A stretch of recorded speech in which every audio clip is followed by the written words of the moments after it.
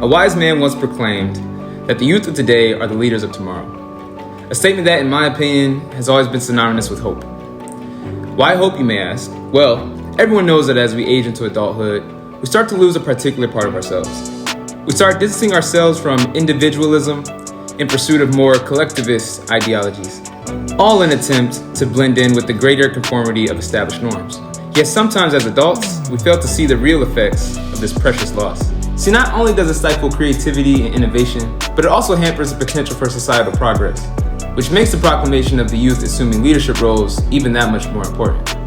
The truth is, sure, adults do run the world, but we do so through many well-established routes. When you think about it, it really is the younger generation that carries the vitality, the energy, and the fresh perspective that it takes to really move our world forward. I mean, just get this. Mark Zuckerberg, he was 19 when he created Facebook. Bill Gates was 19 when he established Microsoft. And even not in the tech world, let's not even think about tech. Even Fred DeLuca, he established the first Subway restaurant at the age of 17. In 1965, it was originally called Pete's Super Submarines. Go figure. But do you really want to know what these founders had in common? I'll give you some hints. It wasn't the fact that they founded a company. It wasn't that they were all teenagers, nor was it the fact that they were all men. But it is the fact that all three of those people revolutionized our world for the better. What if I told you that the next person to carry the line of revolution was from the most densely populated area in North America? What if I told you that she was a woman?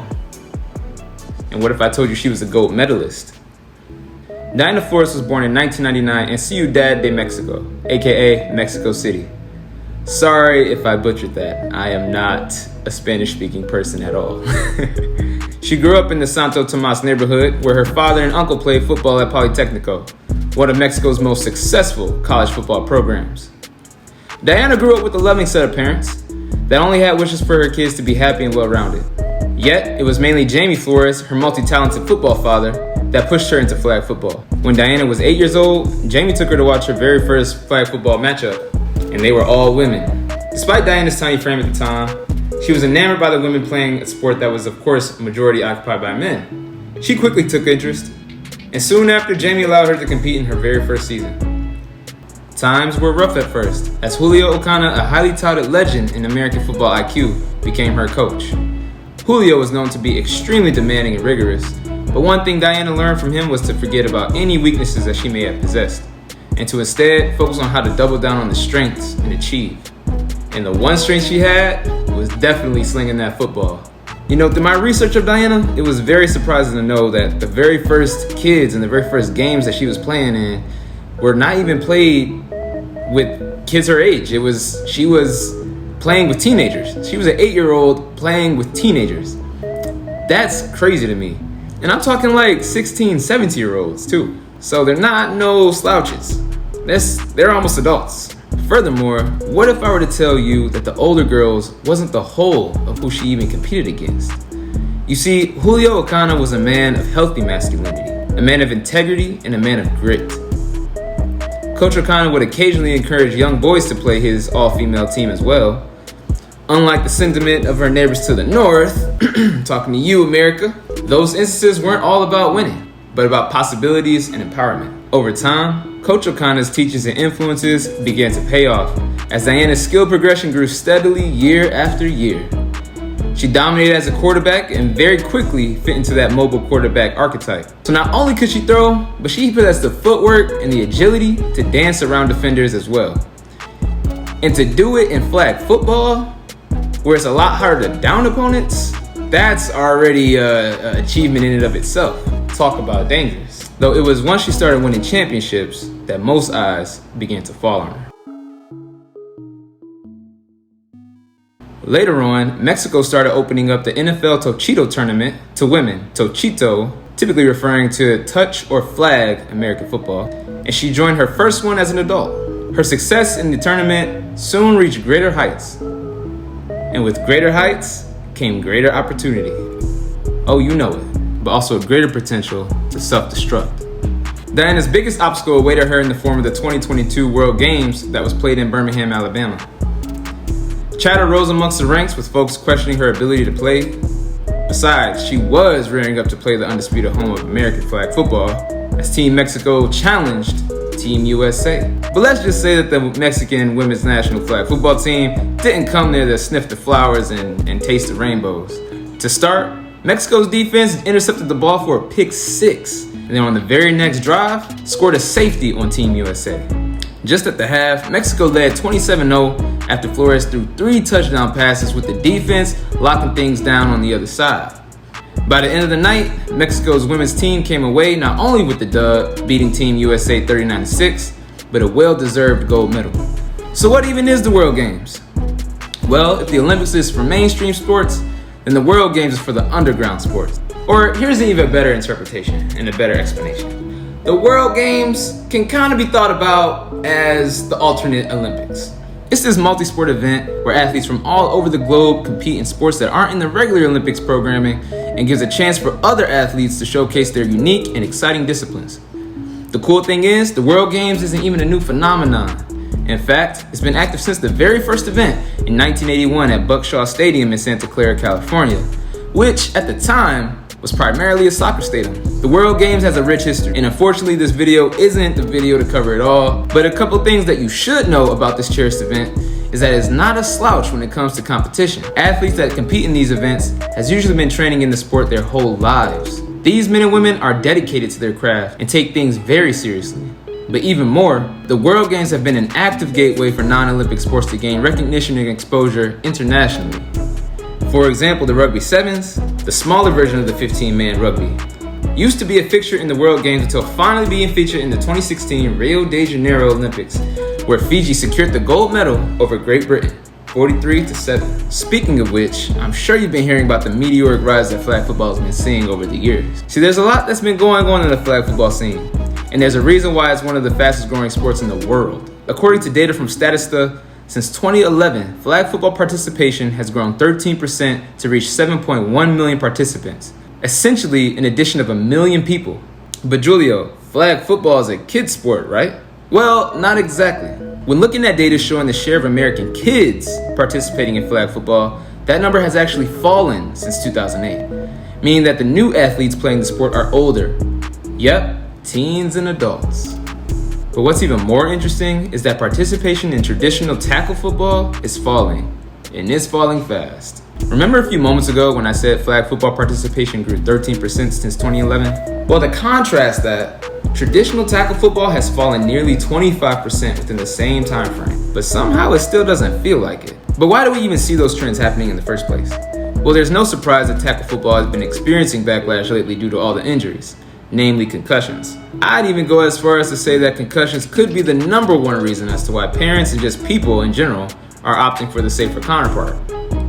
And sure, the NFL and NCAA and many other football programs have been doing all they can to make the game safer, but the truth is, the game is inherently violent. At the end of the day, unfortunately, there's just not a ton that you can really do to change that. Another reason for the trend is inclusivity. Like Diana Flores, women and adults of any age can participate in the sport. The rules are easier to follow and leagues are popping up all over the place, especially ones like Battle 7-on-7 and Overtime 7. Those two leagues are super popular with teenagers. I'm seeing them all the time on Instagram. And there's even been a lot of players that's received offers from Power 5 programs. Flag football also carries tiered levels of competition ranging from recreational to highly competitive play. So it's a fun way to stay fit and quench one's thirst for football without the mess. And then I'll also just add a personal point that I believe in.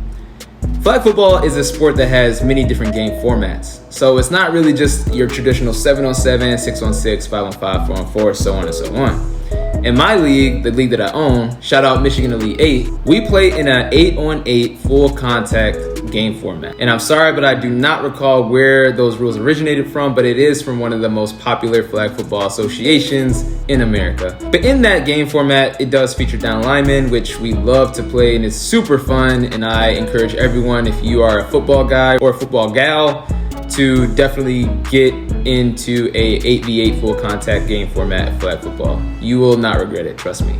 So am I saying that flag football has taken over the American football scene?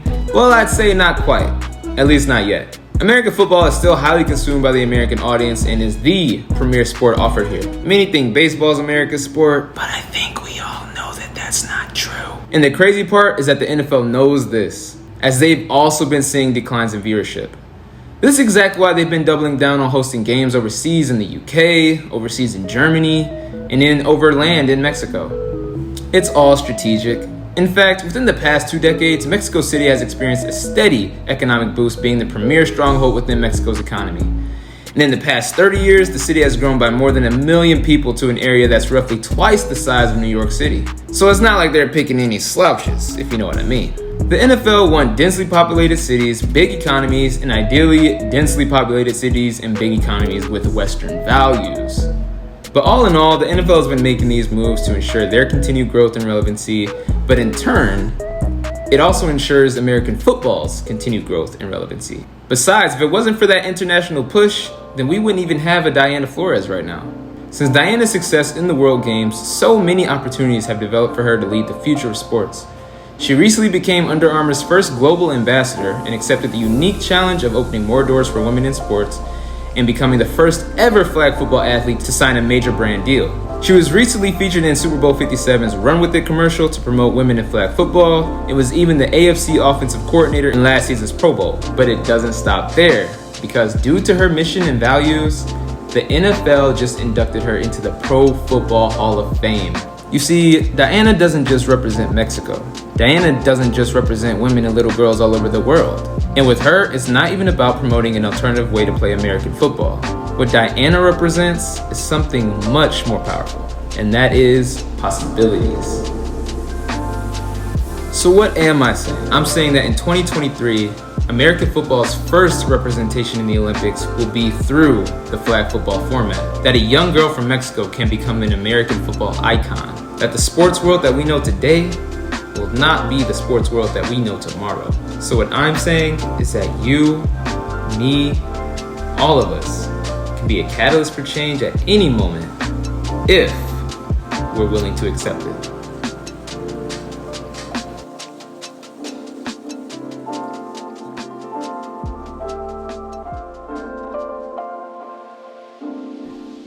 Look guys, I just want to thank you for watching the video and tuning in. I was very impressed by Diana Flores' background, very impressed by flag football and where it's going right now. Like I had said in the video, I'm a very big and passionate flag football fan, because to me, flag football is what has kept me young. It's what's kept me in the game. I used to play like full tackle football back in the day when I was younger, but I understand that not everybody else gets a chance to play again, play the great game of flag.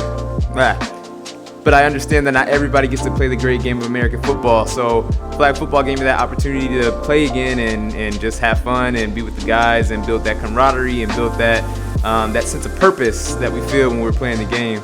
So I just want to thank you guys, and yeah, this is my very first video essay, and I just want to let you guys know that I have fun, man. So thanks guys, and yeah, I'll catch you later. I'm going to try to upload some more. If you guys have any ideas of what you want to see in the flag football world or in just the football world in general, let me know. Maybe I'll be able to get some for you guys. Thank you.